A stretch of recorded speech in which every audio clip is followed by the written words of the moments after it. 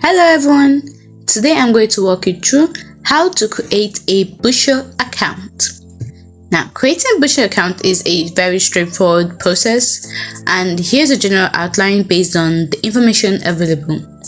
You can start by downloading the Busha mobile app from Google Play Store or Apple App Store. Look for the sign up or get started button and tap or click on it.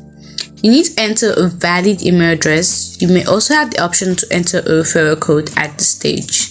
Next, you choose your country from your provided lists, and you'll be asked to provide your full legal name as it appears on your identification documents, a username, and a strong password. Now, Busha will send a verification code to your email address. Enter this code to verify your email. Busha, like most cryptocurrency platforms, require user verification. This may involve providing additional personal information, your phone number, and uploading identification documents. This is a KYC, that is Know Your Customer process. It's very important to secure your account with a strong password and any other security measures that Busha provides.